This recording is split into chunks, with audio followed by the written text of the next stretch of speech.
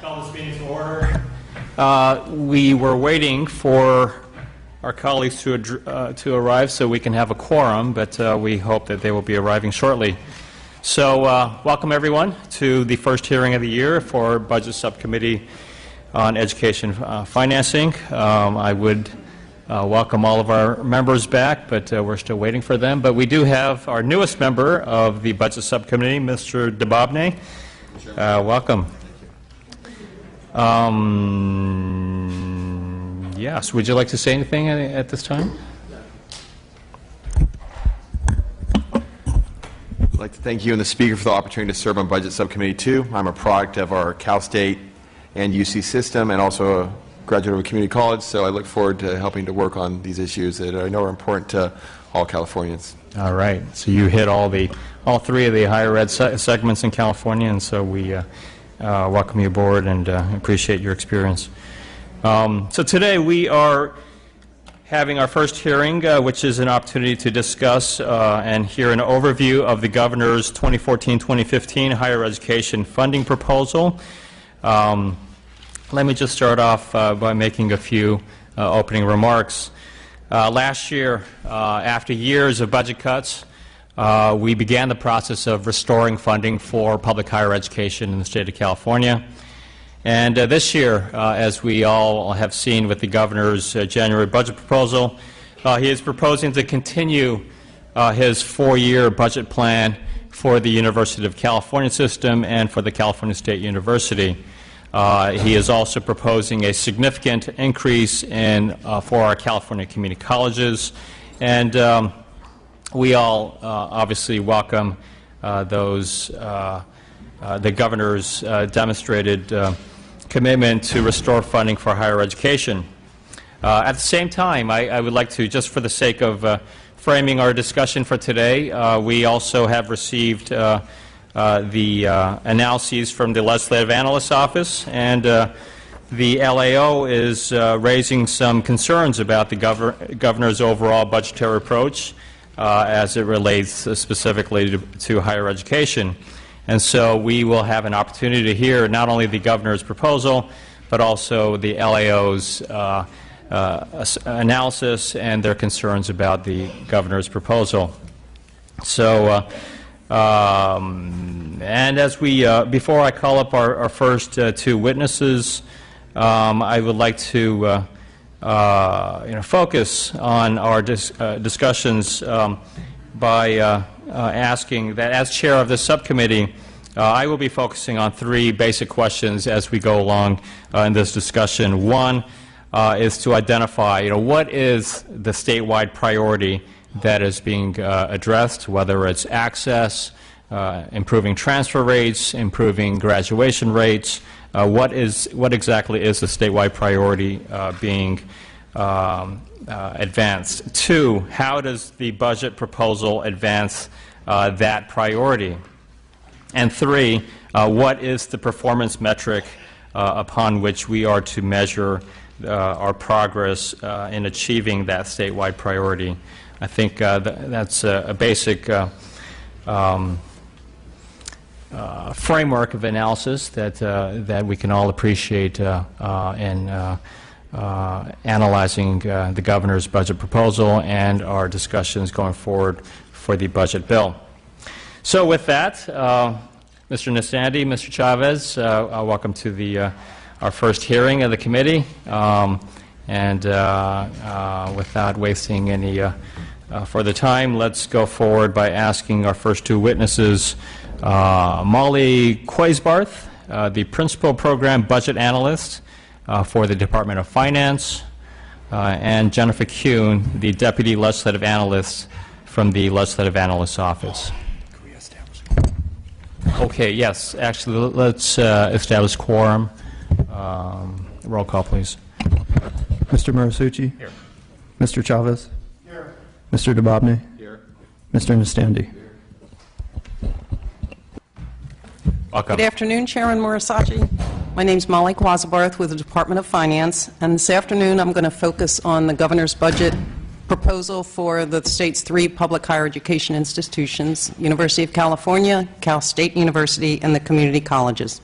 In total, the state proposes funding general fund resources of $14.5 billion, which includes $1.3 billion in state financial aid, which is provided through the Cal Grant program.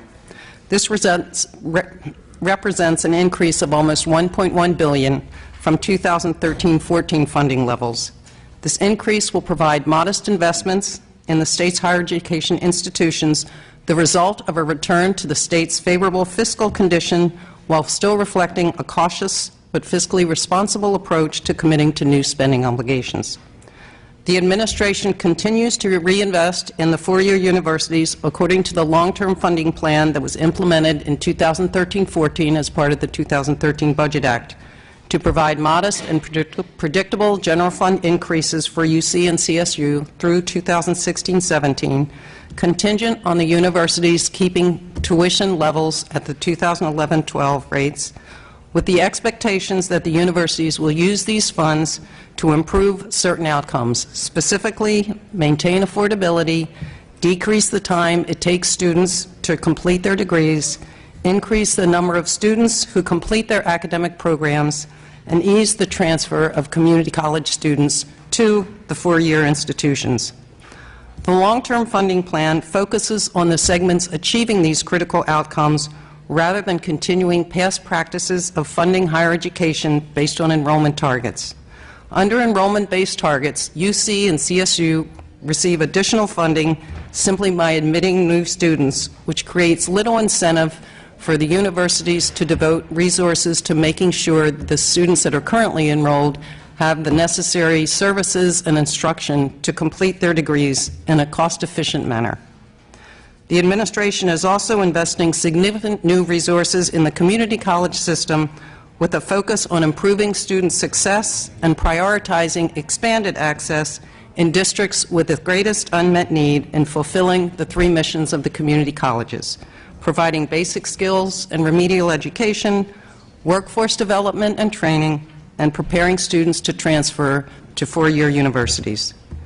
For UC and CSU, under the second year of the long-term funding plan, both segments will receive a general increase of $142 million general fund, and both institutions have committed to not raising tuition and fees in 2014-15. Similar to the infrastructure proposal for UC that was adopted as part of the 2013 Budget Act, this year's governor's budget proposes that the debt costs of CSU for its general obligation and lease revenue bonds be included in its main general fund appropriation. Any new CSU capital projects would be subject to approval by Finance and the Joint Legislative Budget Committee to ensure that any capital projects meet a certain specified set of conditions and that no more than 12% of their general fund appropriation can be used to finance their debt costs. Like UC, this change will require CSU to consider its infrastructure costs within its overall decision-making process rather than looking at its instructional costs separately from its infrastructure needs. I think it's illustrative to point out that under the new infrastructure plan that was implemented for UC, the process has gone rather smoothly in 13-14, and UC will realize annual savings of $100 million for each of the next 10 years by refinancing its public works boards projects. While CSU may not realize the same magnitude of these savings, it should realize some savings by refinancing its lease revenue projects and obtaining better rates than the state is able to obtain. The proposed budget also requires the governing boards of UC and CSU to submit three-year sustainability plans by November of 2014 to show how they will align their expected resources with expenditures in 2015-16, 16-17, and 17-18. These projections will reflect available core fund resources, including general fund and student tuition and fee revenues, with assumptions to be provided by Finance. The three-year plans will illustrate how each segment will spend these resources and describe any significant program changes that will be necessary to ensure that the segments live within these resources. Over the 3 years of the sustainability plans, UC and CSU will project both their resident enrollments and non-resident enrollments, that the sustainability plans are based on. And finally, but reflecting a critical component of the sustainability plans, the universities will set goals for each of the performance target measures they're required to begin reporting on in March of this year.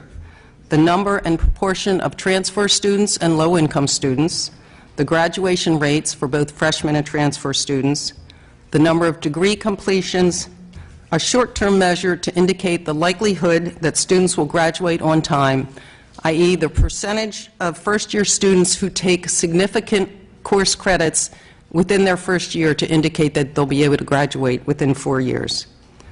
The cost per degree, the average number of course credits a student has completed by the time they graduate, and lastly, the number of degree completions in the science, technology, engineering, and math fields. While the administration has decided not to set performance targets that are tied to the state budgets for UC and CSU, it expects the universities to set aggressive yet achievable goals for these outcome measures and to show improvements in the following years toward achieving these goals. The California community colleges will receive $6.7 billion in Proposition 98 general fund and local property tax revenues in 2014-15, which is almost a $500 million increase from last year. The budget provides $155 million for enrollment growth funding, which reflects an increase of about 3% or an additional 34,000 full-time equivalent students. Finance will receive data on the enrollments at each of the community colleges in early March of this year, and if necessary, will consider revising that enrollment target in the May revision. In addition, the budget will require the Chancellor's Office to develop a new enrollment growth allocation formula to be implemented in 14-15 that will give first priority to districts as identified as having the greatest unmet need in adequately serving their communities. The governor's budget provides $200 million to improve and expand the student success programs at community colleges by targeting investments in programs that best improve student outcomes and to strengthen ongoing efforts to provide support services to high-need, underrepresented students.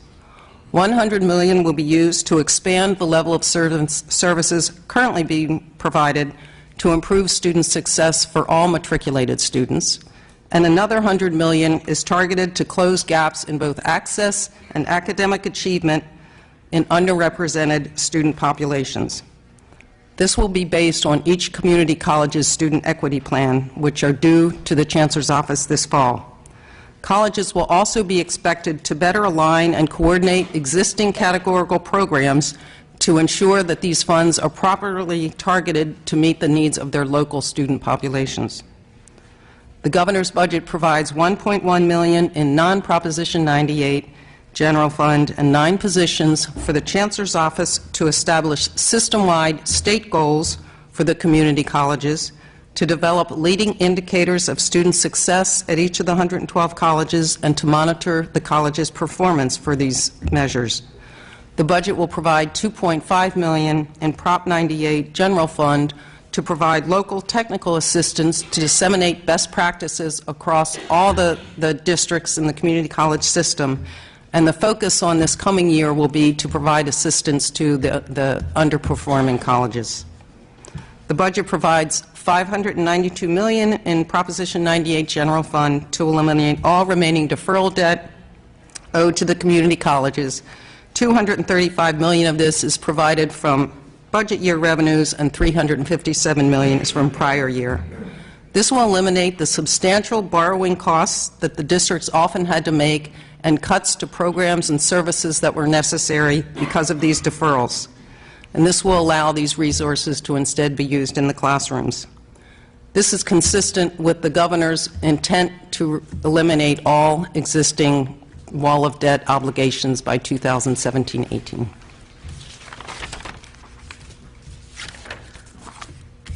The governor's budget also proposes $175 million in Proposition 98 general fund to be split equally between community colleges' significant deferred maintenance needs and to purchase instructional equipment. This is consistent with the administration's overall policy to address the state's deferred maintenance needs, and the money to purchase additional instructional equipment will help the colleges purchase equipment for their career technical programs, which are often very high cost, and this again is meant to align the community college programs with the workforce training needs. Finally, I'd like to shed some light on the new administration's proposal to encourage innovative practices among the campuses, and also the intent is really to try to get greater collaboration between the three segments by providing one-time $50 million resources in awards for innovation grants. And individual campuses or groups of campuses could apply for these awards by designing new, innovative, cost-efficient models of delivering education that achieve the following state priorities: significantly increase the number of degrees attained in the state, allow students to earn bachelor's degrees that can be completed within 4 years, and ease the transfer throughout the state's higher education system.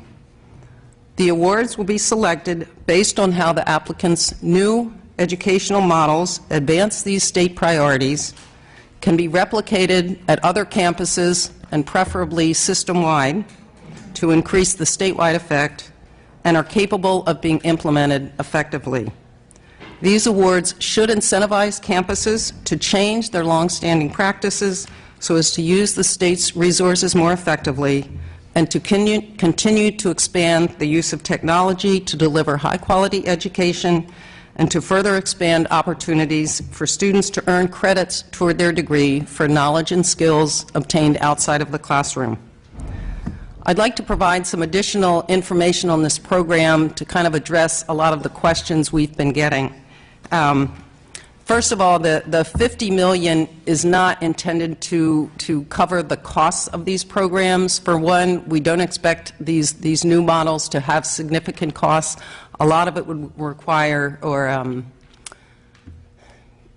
kind of address some of the policies, whereas what courses may be transferable from the community colleges to a specific UC or CSU campus. And another thing we've really been looking at is kind of the credit by exam policy, and we want to ensure that if the community colleges expand opportunities for students to take, get credit for coursework that they've learned outside, whatever, that's only going to be valuable for transfer students if UC and CSU also accept those degrees. So again, the $50 million is simply a recognition or an award for these new practices. It's not meant to cover the costs. I think that's all I have to say. I've kind of addressed a lot of issues, hoping to answer some of your questions, but I'd be happy to answer any further questions. All right, thank you. Ms. It's Quasbarth. It's actually Quasbarth, Quasbarth. but you were close. All right. I'll get it right. Are there any questions for Ms. Quasbarth? Mr. Nastandi. Thank you, Mr. Chairman. Okay, regarding the $50 million, what you just finished on, I'm glad you appreciate you elaborated a little bit but I didn't quite get what you meant. The monies cannot be used to basically put together the proposals or to staff the proposals, or what did you mean? Okay, so the way the program's going to work, whether it's a campus, preferably a group of campuses across the segments, will start putting these models into place beginning January, whatever, and then the applications will be due next January, so January of 2015-16. So the hope is that these models will already starting to be implemented so that we can see whether they're likely to be, practicable. So they would just, if they win the award, they simply are able to back pay what they've put Well, forth. they or whatever could you want use- to do. But I think I understand. It's a good idea. I appreciate that. So, I mean, one of the ideas is that applicants will be told whether or not they've received an award, And then before they receive the award, they actually do have to report on how they're going to use the funds provided. But they don't have to be tied to the actual program. Okay. I think I got that. On the actual specifics of what you're looking for, then, are we looking to speed up the time frame to get the degree? Are we looking, is that a possibility? That's one of the possibilities. So it's, you know, speeding. I mean, for UC, the graduation rate is already pretty good. But the idea is we're trying to increase the number of degrees that are obtained in the state to address workforce needs. Again, the goal across kind of all systems of trying to ease the transfer process. Sure. And then, yes, making sure that bachelor degrees can be completed within 4 years. And just what you said about the transfer issues, and I didn't realize this, I went to school a long time ago, but people in my office were telling me it is quite normal to have some confusion about what courses transfer from the community college to the State University or UC. And I remember it being fairly simple. I didn't remember the complications going through it. But what do you think why has it become so much more complicated, do you think? Well, I mean, part of this issue is being addressed by SB 1440. So if a community college developed these transfer model curricula that any CSU campus will take. So if a community college student gets their associate degree in this specific program area, they can attend any UC and basically be promised that they can graduate within 60 additional units. UC and the community colleges have developed, you know, pathways, but they're mainly tied to one community college campus and one UC campus rather than kind of a system-wide approach. So if a student at the community colleges knows, you know, I want to major in such and such and I really want to go to UC Irvine, there's a system in place where they can look and see what courses would be transferable. But if they're undecided and, you know, they know they might want to major in something but maybe don't know the campus they'd apply to or whatever, it's kind of difficult to figure out what they need to take. It shouldn't be, though, I wouldn't think. If we're all in the same system, why would it be different from one school to another? Why would the requirements be Transfer, different? right. Because the degree programs, say at the UCs, a philosophy degree at UC Berkeley may be very different from a philosophy degree at UC Santa Cruz. And so they would have, you know, different requirements.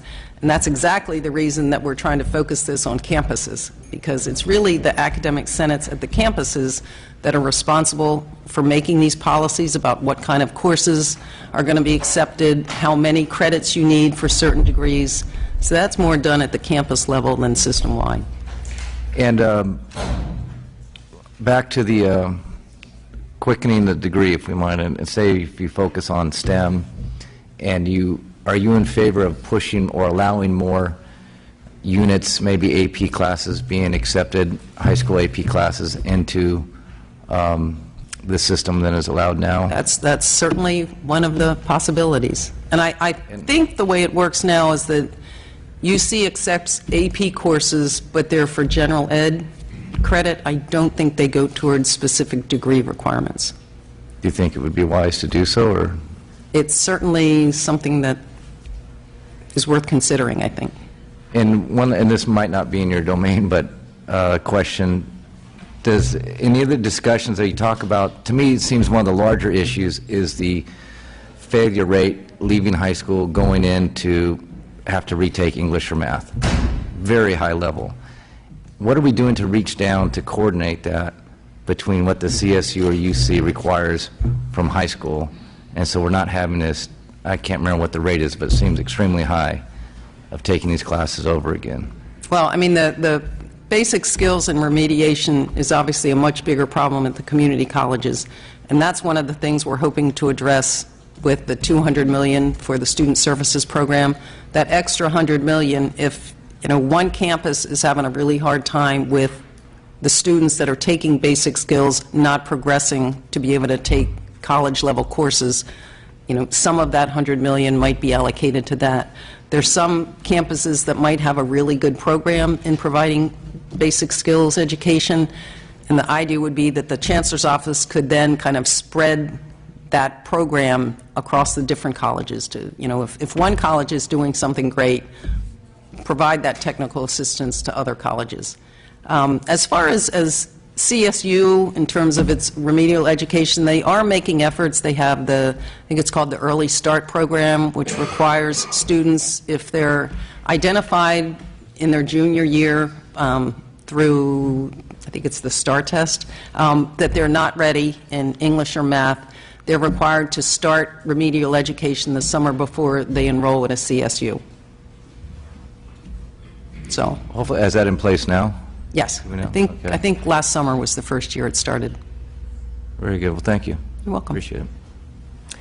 Any other questions at this time? I think we'll come back after Ms. Kuhn testifies, but unless there are any immediate questions at this time, we will go forward. Actually, why don't we take roll call again to add Mr. Ting? Yeah. Mr. Ting.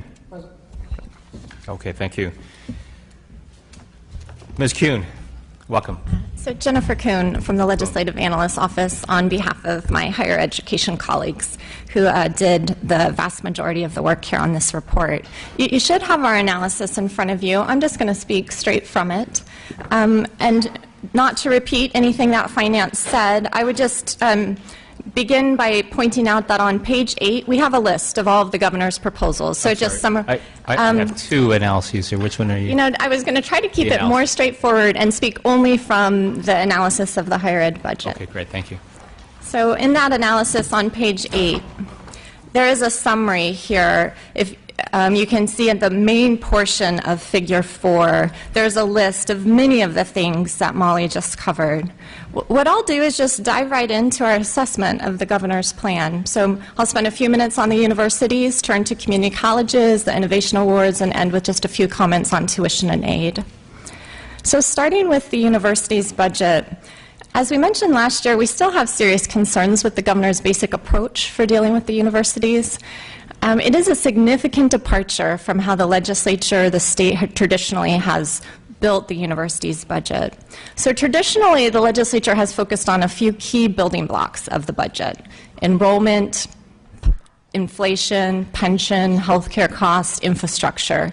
It's had key decisions in these few areas to try to ensure that the universities are meeting statewide needs in these areas, providing adequate access, having faculty salaries, that highly qualified faculty, having an infrastructure that's of adequate condition, and enough space for all the students that are there.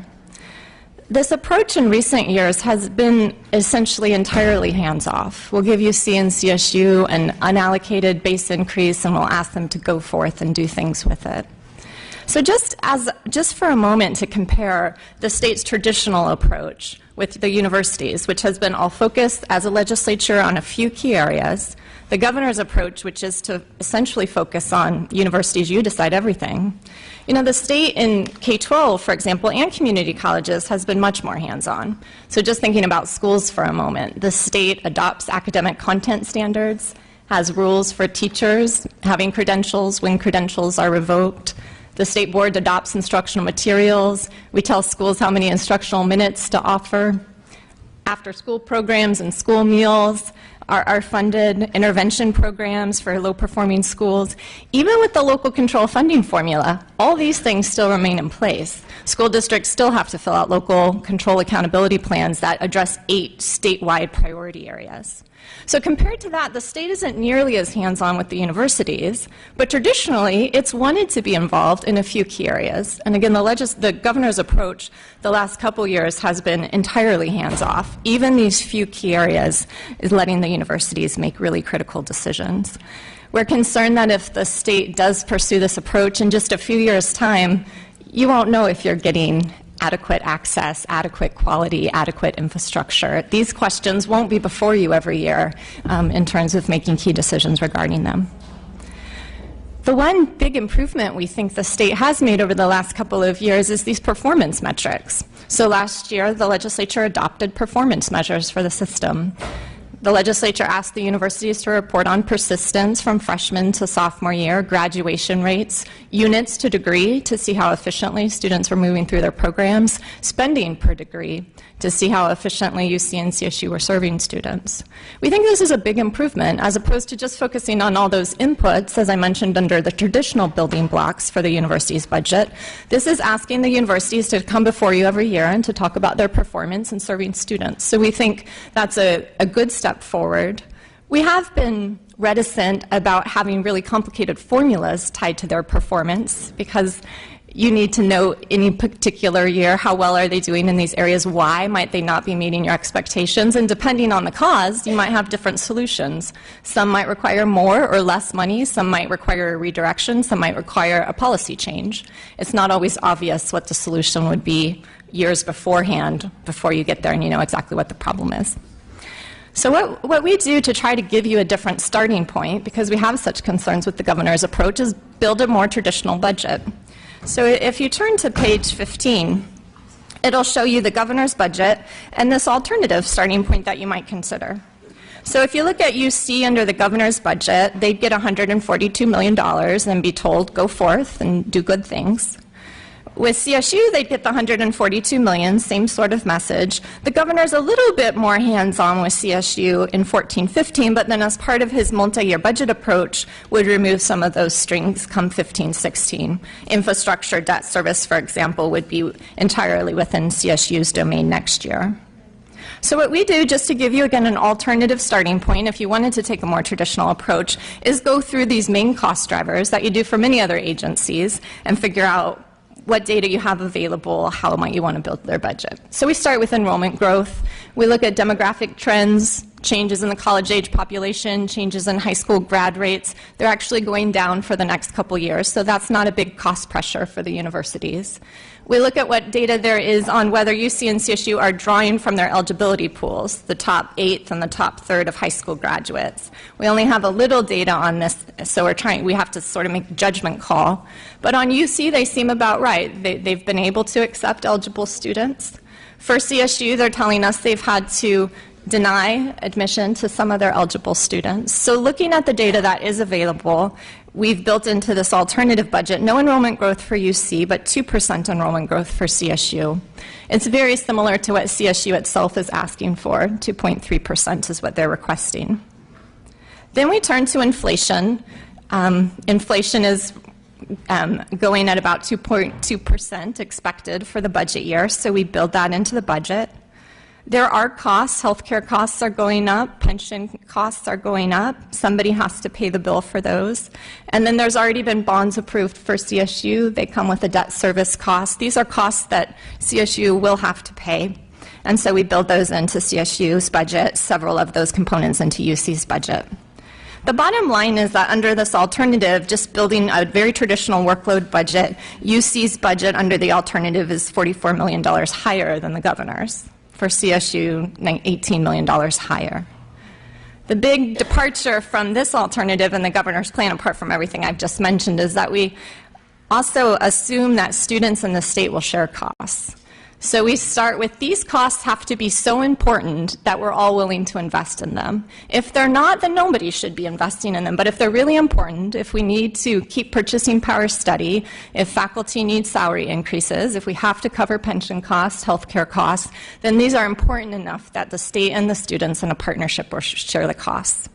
So we assume that students' fee levels will go up modestly, gradually. It would be 2-3% increases at UC and CSU. State would bear the rest. Right now, the student-state share is about 40% students, about 60% the state. Now, there's nothing magical about this. This is entirely within your purview. You could suggest that that's not quite right and you want to split it 50-50, or you want the state to be 70-30. We just use where we are today as a starting point to give you an illustration of what costs would be borne by both. I'll talk a little bit more at the end about fee levels and what happens without a fee policy, but that's just the bottom line. Another way you could think about building the budget. You could also think again about having UC and CSU talk about their performance and figure what that might mean for adjusting these levels. So turning for a moment to the community colleges, I was just going to highlight two things out of their budget. So if you turn to the next page, we talk about enrollment for community colleges, and on page 19 we have roughly 10-year period here where we look at what's happened at the community colleges between the number of students who have showed up and the number that they've been funded for. And as you can see, during these recessionary years, lots of students are showing up at the community colleges here on figure 8. And the system doesn't have enough money to fund all of them, but they're open access, they're taking them. Here in 2009-10, they were serving 95,000 students that they weren't explicitly funded for in their budget. But since we've been in the midst of a recovery the last several years, you can see that actual and funded are narrowing. And in 13-14, there's a suggestion that, based upon the data that we have to date in the 13-14 year, about a dozen districts are falling short of meeting their enrollment targets in 13-14. Again, largely due to the recovery, individuals are finding other opportunities, going back to work. So we're concerned that 3% enrollment growth as proposed by the governor might be too high for 14-15. You just wouldn't have districts able to get there. Even under the Chancellor's Office own budget proposal, they were requesting 2%. It's very unusual for either the administration or the legislature to provide more than what an agency is seeking. And again, we're concerned that the system just won't be able to meet it. Suppose you did 2% rather than 3%. Here in a couple months, you'll have better data. You can make the decision whether it should be 2%, 3%, somewhere in between. But if it were 2%, that would free up $45 million that you could use elsewhere in community colleges or more broadly elsewhere in the Prop 98 budget. One place you might consider, as the governor does, is to put it in student support programs at community colleges. And if you turn to page 22, figure 9, you can see that right now there are 8 student support programs at the community colleges. And if you just glance through that list, you'll see that many of these programs serve very similar purposes, from counseling to tutoring, assessment, orientation. What we would suggest is, rather than the governor's approach of taking the $200 million that he's proposed and augmenting just a single program on this list, the Student Success and Support Program, the third one down, just for those particular purposes, which would be a tripling of that particular program, instead we recommend taking the top 7 programs, not folding in disabled student programs, but folding in every other student success program and creating a big block grant that has to be used for these programs. So it's still designed for at-risk students. It's just a little bit more flexible. Depending on the low-income students and your particular campus, you could do childcare, transportation, textbook assistance, assessment, counseling, tutoring. You could do any of those things. You wouldn't be bound by the rules of a particular program. A college wouldn't have to submit 7 applications. The Chancellor's Office wouldn't have to cut 7 checks. Individual community colleges would be able to have a comprehensive, coherent plan for serving these students. So turning to Innovation Awards, just for a minute, that's on page 29 and 30 of the report. The only point I wanted to make here is, when you look at the core funding for UC and CSU, $11 billion. Presumably with the $11 billion, a good part of their core mission is serving students and serving them well, getting them to persist, getting them to graduate, getting them the courses they need when they need them. So we think creating a $50 million program out of an $11 billion core budget, sort of the wrong approach. It's saying, with this little amount of money, we expect you to have to be doing your core mission, as opposed to thinking, we give you $11 billion, let's talk about how well you're doing, and if we need to think about the $11 billion, redirect how some of that money is being spent, or more or less in certain areas, let's think about this. But let's not have a peripheral conversation that's really about your core mission.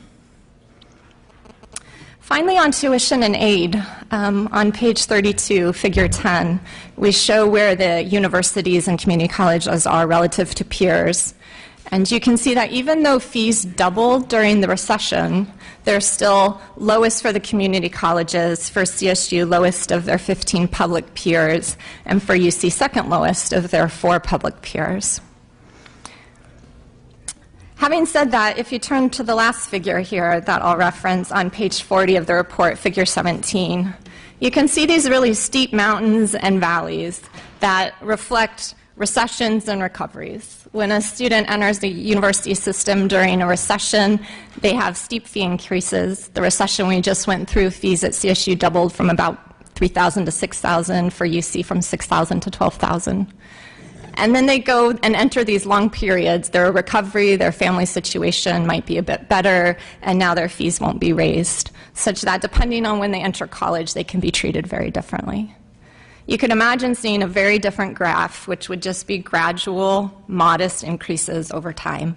When the state hit a recession, they would rely on a reserve to get them through. But students would enter knowing, I'm going to be responsible for 50% of these costs, the state will cover the other, or 30% of these costs, the state will cover the remaining 70. But that would be long-standing policy, one could imagine, such that students do have a greater sense of how they'd be treated, regardless of whether they ended during a recession or recovery. So those are just some of the highlights. I know you'll talk about these issues in more detail throughout the spring, but